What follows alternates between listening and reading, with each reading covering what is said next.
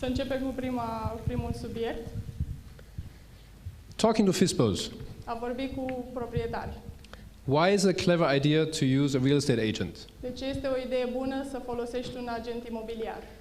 Well, in your type of market, and the type of market I have in Austria, and we have in Bulgaria and in Greece and most of the other countries as well, Spain. În tipul vostru de piață, cum avem și noi în Austria, în Bulgaria, Spania și... Probably one of the best arguments is, probabil cel mai bun argument este, and I'm quoting her now, o citez, I have the buyers. am cumpărătorii. Okay, do you want one of my buyers? Vrei unul din cumpărătorii mei? Do you want the money from one of my buyers? Vrei banii de la unul dintre cumpărătorii mei? Then list with me. Atunci listează cu mine. And if you want to have the money from one of my buyers, Și dacă vrei banii de la cumpărătorul meu, I will want full commission, atunci o să vreau comision întreg, exclusive contract. contract exclusiv. The long duration is going to be difficult because if I have the buyer, he won't believe that I need a long time, but long duration. Argumentul o să fie că dacă am cumpărătorul, de ce aș avea nevoie de contract pentru atât de mult timp? Dar ăsta este un alt. But other than that, În afară de asta, the big difference is that we can do a lot of data mining. Diferența este că putem să ascundem o grămadă de informații.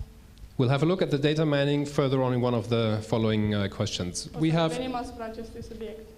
We have the market knowledge. Avem științele despre piață. We are the ones who have the finger on the pulse of the real estate market. Noi suntem cei care ținem degetul pe pulsul pieței imobiliare. So we are the ones who know is it still alive or not. Și noi trebuie să știm dacă încă e în viață sau nu. We are the ones who can show the true market value.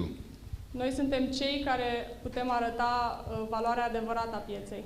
Now, what is the true market value? Ce este valoarea adevărată a pieței? Let's make a short excursion here.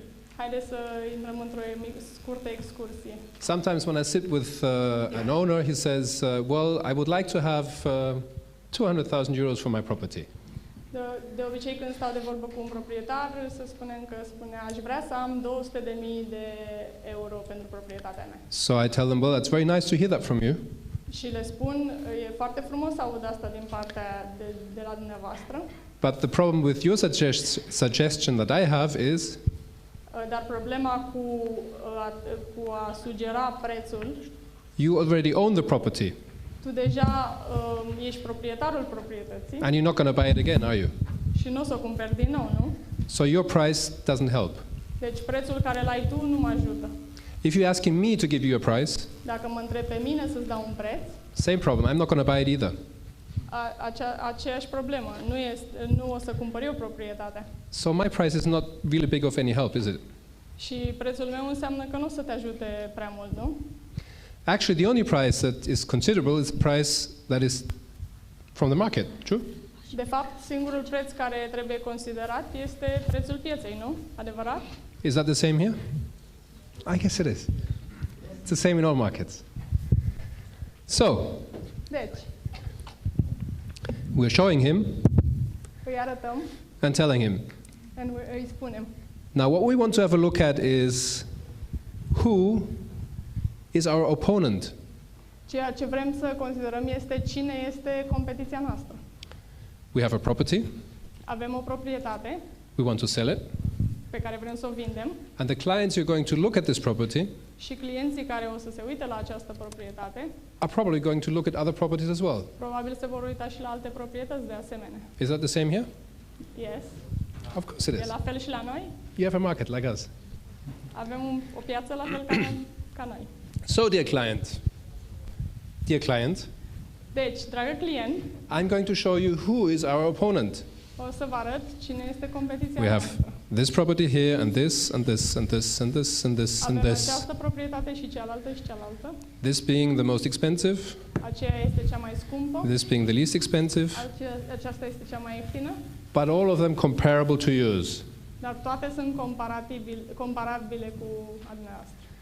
Now, if you want to sell your property, dacă vreți să vindeți proprietatea, and this is the market, și aceasta este piața, you have to put your price somewhere in between this and this, true? Trebuie să spui prețul între aici și aici, adevărat? I don't think you will have the problem that somebody will say, I would like to put it here, and you will say no.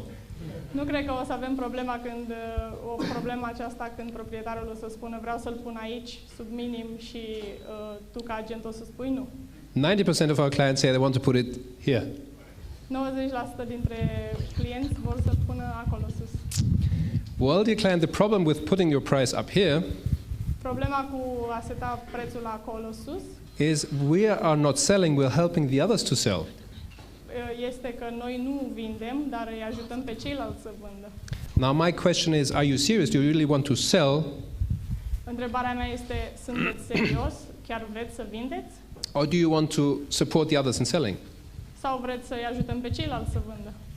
And to tell the truth, dear clients, Și să spun adevărul, dragă client, I would even list your property at this price because this property here is from my colleague from my office, and so you will help him to sell.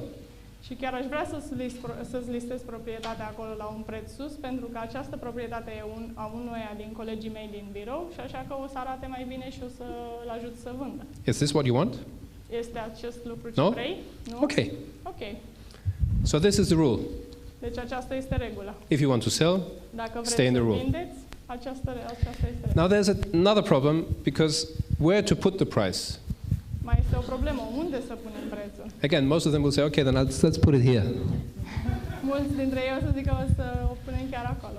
That's possible. E posibil, But dar you have 3 rules in the market. avem 3 reguli în piață. There's 3 things all our clients want to have optimized. Sunt 3 lucruri care toți clienții vor să beneficieze de ele. They want to sell as fast as possible, Vor să vândă cât mai repede posibil, which by the one is the number 1. care este numărul 1. Secondly, we would like to have as much money as possible În al doilea rând, ar vrea să aibă cât mai mulți bani posibil. with as little effort or nerves as possible. Is that true? Is it the same here Cât in mai puțin Romania? efort sau nervi posibil. E la fel în I'm România? telling you, you have the same clients like we have. Aveți aceeași piață cum avem noi. Okay, you have to understand, all this what I'm doing here with you now, I do with my client, okay? I speak with him like with a little child. Tot ce fac acum cu voi este exact ce fac cu clienții mei. Vorbesc cu el ca și când ar fi un copil mic. And you have to be aware that your client is like a little child. Și trebuie să conștientizezi că clientul tău este ca un copil mic. Because your client is not from this industry. Pentru că clientul tău nu este din această industrie. He doesn't know or she doesn't know, so you have to tell them. Deci ei nu știu, deci tu trebuie să le spui. And you can't introduce a person to the joy of sex by showing a porno. Nu poți.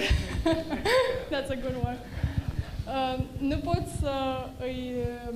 să-i arăți cuiva plăcerea sexului Okay, you start. arătându-i un film porno. You start with the flowers and the bees. Începeți cu florile și albinele. So this is about flowers and bees now. Aceasta este despre flori și albine.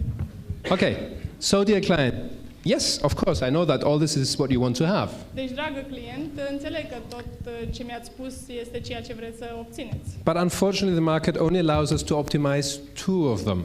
Dar, din păcate, piața ne permite doar să optimizăm 2 dintre ele. So what do you want? You want to have a high price, okay. Deci ce vreți să faceți? Să aveți un preț mare, ok. And you want to have the money fast, I guess. Și vreți să aveți banii repede, da? That's possible. E posibil. The only problem is Singura problemă you have to put up a lot of effort. înseamnă că trebuie să depui o grămadă de efort. We might have to kick out the old kitchen and put in a new one.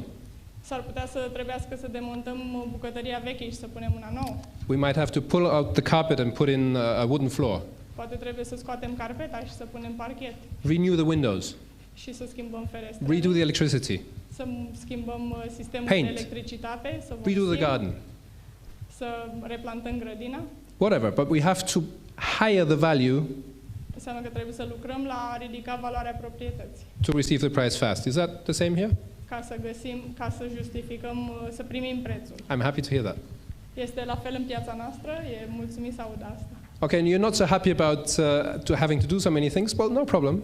Nu ești așa de mulțumit că trebuie să facem atât de multe lucruri, nicio problemă.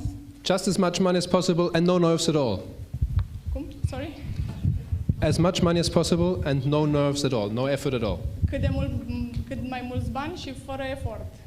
Also possible, but in this case, De asemenea posibil, dar în această situație it might take a year or two until your property is sold. înseamnă că o să ne ia încă un an sau doi până proprietatea se vinde.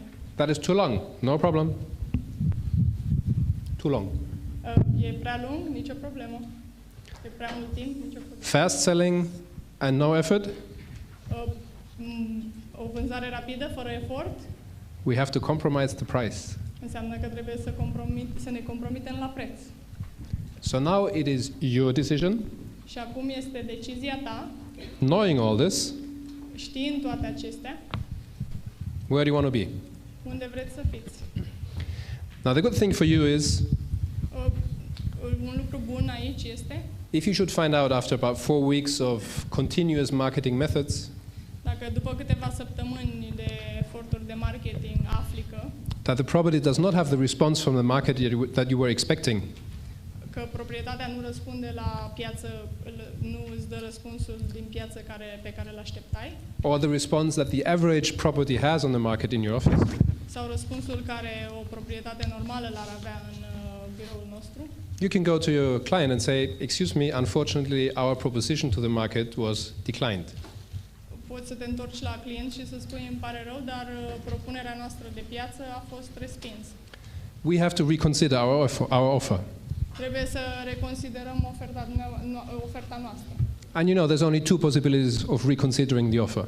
Și sunt doar două posibilități a reconsidera oferta. You either do something to the property to raise the value, Ori faci ceva proprietății să ridici valoarea, or you lower the price.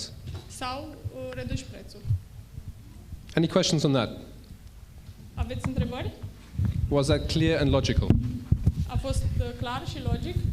Okay, don't forget flowers and bees, okay? Nu uitați, deocamdată vorbim de flori și albine. That was about the true market value. Aceasta a fost despre valoarea adevărată de piață.